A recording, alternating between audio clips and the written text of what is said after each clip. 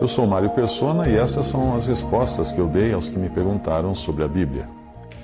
Mais uma teoria conspiratória que tem atribulado os cristãos em todo o mundo é essa que você escreveu perguntando se os caixões do FEMA, F-E-M-A, essa organização americana, do governo americano, seriam para extermínio das pessoas. Existe uma conspiração no mundo para exterminar um grande número de habitantes da Terra, para sobrar mais espaço, porque deve estar muito apertado para caber todo mundo. É por esta e outras bobagens que os cristãos, os próprios cristãos, são desacreditados e trazem zombaria ao nome de Jesus e à palavra de Deus. Claro, porque basta ser, não precisa nem ser cristão, não precisa nem crer na palavra de Deus. Qualquer pessoa com o mínimo de bom senso saberia que o FEMA, F-E-M-A, é um órgão dos Estados Unidos que cuida das tragédias. Por isso, a sigla significa Federal Emergency Management Agency, Agência Federal para Gerenciamento de Emergências. Ora, o que se espera de uma agência de gerenciamento de emergência é que ela esteja preparada para o pior. Portanto, nada mais lógico do que o país mais rico e poderoso do mundo ter um estoque de caixões gigantesco de prontidão para alguma catástrofe. E não só de caixões, também de ônibus, de ambulâncias, de macas, de medicamentos, de alimentos, etc. Porque nunca se sabe quando vai acontecer uma catástrofe, um furacão, um terremoto, um ataque terrorista, etc. Atualmente, na maior parte do mundo, a solução para isso são as valas coletivas. Eles lá são mais organizados. Quem quiser exterminar a população do mundo, como esses de teoria conspiratória dizem, quem quiser exterminar a população do mundo, não vai comprar caixão. Vai construir fornos de crematórios, como fizeram os nazistas, ou então comprará escavadeiras para abrir valas comuns. Não vai enterrar no caixão. Se existissem realmente tais conspiradores, eles estariam morrendo de rir desses propagadores de boatos e dessa ideia de que vão usar caixões para se livrar dos cadáveres e dos exterminados. Gente, seja inteligente. A Bíblia fala que o nosso culto é racional, ou seja, não é uma coisa de maluco. Quando eu morei nos Estados Unidos, em 1972, eu era adolescente, eu visitei uma caverna imensa. Era uma antiga mina de mármore. Parecia coisa de filme. Ali dentro, a gente andava de carro dentro da caverna, daquela caverna imensa, né? Entrava carro, caminhão e um monte de coisa. E aí a pessoa que me levou conhecia lá o responsável, então foi permitida a visita. Ali dentro estavam estocados milhares e milhares de camas de armar, e as camas eram interessantes porque elas eram comprimidas, eram camas de mola e comprimidas para fazer pacotes, né, vamos dizer assim, de camas com pequeno volume. Colchões, milhares de colchões, caixas de medicamentos, caixas de alimentos não perecíveis, tanques de combustível, equipamento de todo tipo, tudo que fosse preciso no caso de uma guerra com a União Soviética. Porque naquele tempo nós vivíamos o tempo da Guerra Fria. A própria população norte-americana se preparava também para isso. Eu vi casas na vizinhança de onde eu morei, no interior dos Estados Unidos, que tinha um abrigo anti-guerra nuclear no quintal. O cara comprava um abrigo, construía, né, um abrigo com uma casa-mata, uma coisa no quintal da casa. Tinha lá uma portinha, ele entrava, aproveitava também para usar aquilo para abrigo contra tornados, mas já era preparado também para uma guerra atômica. Portanto, nada mais normal para um país rico e que vivia, né, e vive até hoje em constante estado de guerra. O pessoal que fica babando atrás de uma teoria conspiratória certamente teria uma para o caso de o FEMA não estar preparado. Imagine se não existissem os caixões. Aí viria outra teoria conspiratória, algo do tipo: governo norte-americano pretende eliminar tanta gente que nem o FEMA tem caixões em número suficiente. Pronto. Aí todo mundo ia copiar e colocar nas redes sociais. Você encontra na web centenas de sites em inglês e alguns em português, mostrando que a teoria de aniquilação da humanidade para dominar o mundo pela redução da população, para sobrar mais recursos, não passa de pura balela. Basta você fazer uma busca pelas seguintes palavras: hoax, H-O-A-X, mais, sinal de mais, caixões, mais, FEMA. Faz uma busca assim no Google, você vai ver o que vai encontrar. Quem poderia ser tão ignorante ao ponto de pensar que os Estados Unidos estejam planejando destruir a sua população para manter o controle? E se esse controle planejado for do mundo inteiro, que diferença fazem alguns milhares de caixões para uma população de 7 bilhões de pessoas? Como se não bastasse a sinistrose importada, alguém com o cérebro do tamanho de amendoim sai filmando os depósitos de contêineres no Rio de Janeiro, no Porto do Rio e no Porto de Santos, e coloca no YouTube dizendo que eles estão ali reservados para guardar os corpos dos que forem vacinados contra a gripe, porque a vacina contra a gripe faria parte de uma conspiração para eliminar a população. Ai, ai. Não é à toa que filmes de zumbis são a bola da vez. E o cara ainda diz no vídeo que o número de containers aumentou consideravelmente nos últimos anos. Ah, é. Ele deve ter feito o vídeo de um celular com câmera e depois editou em um notebook, ambos vindos da China. E ele ainda não entendeu que o número de containers só vai aumentar porque cada vez vai ter mais gente querendo celular e notebook na China. É uma irresponsabilidade alguns que se dizem cristãos contribuírem para fabricar e espalhar boatos assim, que só servem para aterrorizar as pessoas. Vale lembrar que terrorismo psicológico é apenas uma das variantes de um mesmo crime. A palavra de Deus nos dá a certeza de que este mundo passará por momentos amargos e terríveis, mas a mensagem para os crentes em Cristo nunca é alarmista. Pelo contrário, a Bíblia nos diz para nos precavermos contra estes que querem causar alarde até mesmo das profecias bíblicas. O apóstolo Paulo alerta para resistirmos aos que querem perturbar os irmãos para eventos catastróficos, mesmo aqueles previstos na Bíblia como o dia de Cristo, que é quando ele vem destruir os inimigos e estabelecer o seu reino após o arrebatamento da igreja e após a grande tribulação. 2 Tessalonicenses 2, de 1 a 2, veja o que Paulo escreve: Ora, irmãos, rogamo-vos pela vinda de nosso Senhor Jesus Cristo e pela nossa reunião com Ele, que não vos movais facilmente do vosso entendimento, nem vos perturbeis, quer por espírito, quer por palavra, quer por epístola, como de nós, como se fosse de nós, como se o dia de Cristo estivesse já perto.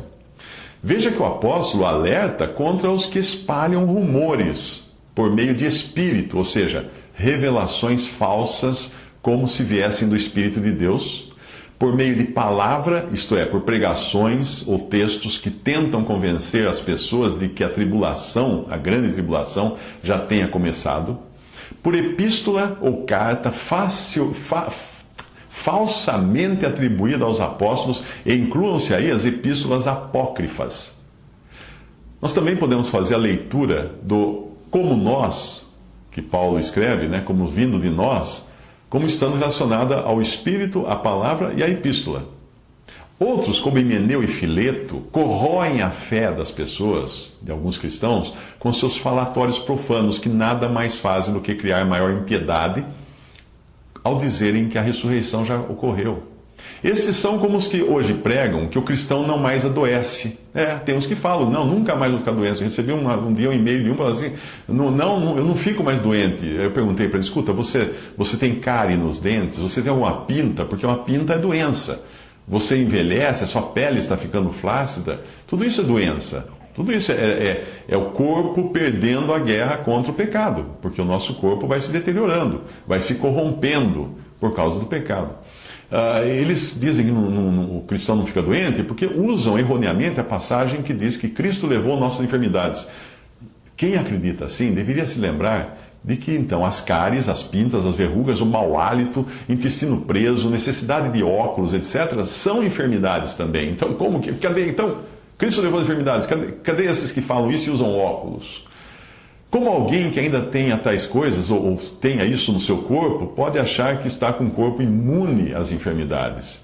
Em 2 Timóteo 2, de 15 a 18, diz: Procura apresentar-te a Deus, aprovado como obreiro, que não tem de que se envergonhar, que maneja bem a palavra da verdade, mas evita os falatórios profanos, porque produzirão maior impiedade, e a palavra desses roerá como gangrena, entre os quais são Himeneu e Fileto, os quais se desviaram da verdade, dizendo que a ressurreição era já feita, e perverteram a fé de alguns.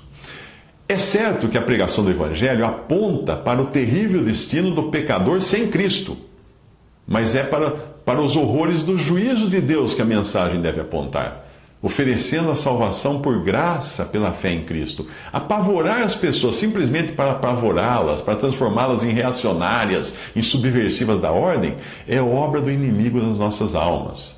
E não tem nada a ver com o amor e a graça que Deus oferece ao pecador. A pregação para crentes, por sua vez, diferente dos incrédulos, tem outro caráter. Ela deve ser feita no sentido de encorajar os salvos a olharem para Cristo e não para as circunstâncias, que obviamente nunca serão as melhores nesse grande deserto moral por onde ainda estamos. Não é criando sinistrose que se força um crente a amar e obedecer a Deus, mas é mostrando a Ele o inigualável amor que Deus tem por ele. Nós amamos a Deus porque Ele nos amou primeiro e não porque nós vivemos assustados. Não é pelo medo que nós somos convertidos. Nós somos convertidos atraídos pelo amor de Deus. Em Gálatas 5:22, mas o fruto do Espírito é amor, gozo, paz, longanimidade, benignidade, bondade, fé, mansidão, temperança. Essas teorias conspiratórias produzem isso no seu coração? Produzem amor, produzem gozo, paz, longanimidade, benignidade, bondade, fé, mansidão, temperança? Ou produz medo, terror, ódio, levantes, protestos contra governos e coisas do tipo? O que produz no seu coração? O que produzem essas teorias conspiratórias? Em outra ocasião, Paulo protesta contra os que andavam inquietando os Gálatas. Embora ali o assunto fosse os judaizantes e legalistas, e hoje está assim deles, dentro do cristianismo, querendo até falar que você não vai ser salvo, a não ser que soletre, pronuncie o nome de Jesus em hebraico. Ali, Paulo, o assunto era contra os judaizantes e legalistas que, com as suas leis e regras, queriam amedrontar os irmãos. O fato de eles estarem inquietando as almas era algo pernicioso. Os promotores de teorias conspiratórias não trazem qualquer edificação ao corpo de Cristo, só trazem inquietação. Aqueles que pregam a palavra devem saber a diferença entre pregar para incrédulos e pregar para crentes. No primeiro caso, a pregação tem sim um caráter de alerta, para que o pecador sem Cristo tome uma decisão urgente, não é para evitar ser morto pelo FEMA, enterrado no caixão do FEMA, ou evitar tomar vacina, não. É para evitar ser condenado no lago de fogo. Esse é o problema. Não é o furacão, o terremoto, a guerra. O problema é o juízo de Deus.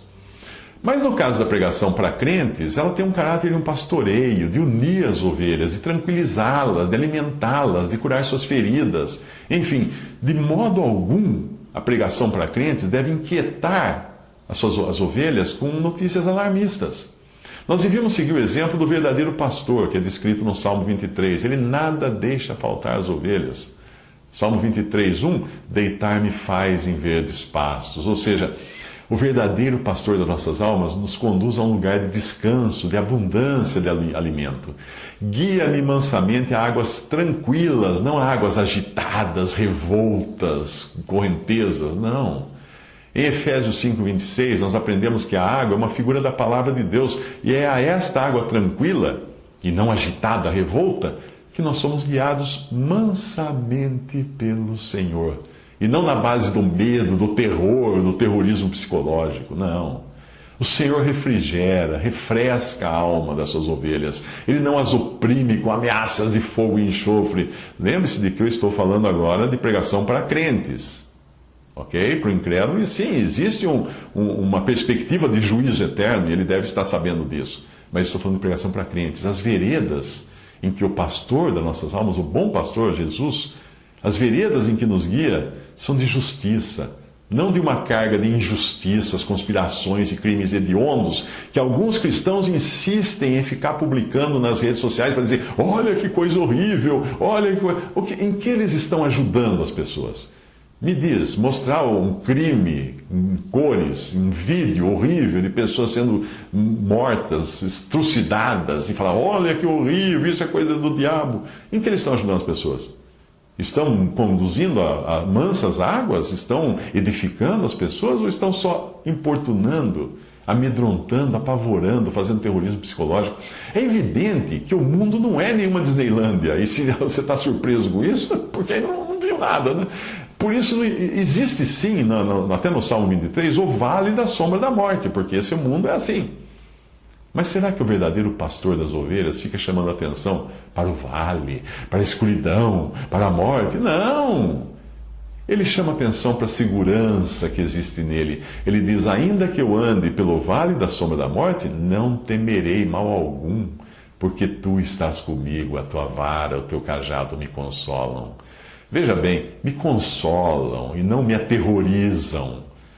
Mesmo na presença dos inimigos, o que ele diz lá no Salmo, há uma mesa pronta e farta, e o caminho nesta vida é cheio de bondade e misericórdia. E a expectativa que o pastor, o bom pastor, o verdadeiro pastor, cria nas ovelhas, no coração de suas ovelhas, não é de um futuro tenebroso, de conspirações, caixões do Fema, mas é de habitar seguramente na casa do Senhor. Se o mundo chegasse a tal ponto de carestia que existisse uma conspiração para eliminar pessoas, eles não iriam enterrar os mortos. Eles iriam transformá-los em proteína para alimentar os vivos. Você acha que o quê? É claro, porque é alimento. Foi feito um filme uma vez de ficção, em 1973, estrelado por Charlton Heston. Em inglês chamou-se Soylent Green. E aqui no Brasil passou com o nome de O Mundo de 2020. Está chegando lá. Mas, por favor, não vá agora sair por aí espalhando que em 2020 os caixões do Fema serão utilizados para armazenar as bolachas verdes que no filme eram feitas de proteína humana. 2 Pedro 3, de 10 a 13 diz: mas o dia do Senhor, que é o juízo de Deus para os escarnecedores, do versículo 3 desse mesmo capítulo, o dia do Senhor virá como ladrão de noite para os incrédulos, no qual os céus passarão com grande estrondo e os elementos ardendo se desfarão e a terra e as obras que nela há se queimarão, inclusive os caixões do Fema, os supostos Illuminati e todos os conspiradores incrédulos. Havendo, pois, de perecer todas essas coisas, que pessoas vos convém ser em santo trato e piedade, continua dizendo a passagem, aguardando e apressando-vos para a destruição? Não, para a vinda do dia de Deus, o estabelecimento dos novos céus e a nova terra, onde os salvos habitarão. Em que os céus em fogo se desfarão e os elementos ardendo se fundirão. Claro, isso que está aqui. Mas nós, os crentes, os salvos pela fé em Cristo, continua dizendo a passagem, segundo a sua promessa, aguardamos o quê? Será que ele diz que nós aguardamos um ladrão vindo de noite para destruir? Não. Nós aguardamos novos céus e nova terra em que habita a justiça. É pelo Senhor que o crente espera. Ele não espera por alguma suposta conspiração que irá dominar o mundo. É o céu que ele espera, porque Cristo está lá. E se ele chegar lá pela morte, antes do arrebatamento, que diferença fará se o seu corpo foi enterrado em um caixão do Fema ou não? Meu conselho, quem gosta de disseminar teorias conspiratórias entre os crentes, não tem o caráter de um pastor de ovelhas, mas tem um caráter de um verdadeiro lobo, cuja intenção é inquietar e destruir.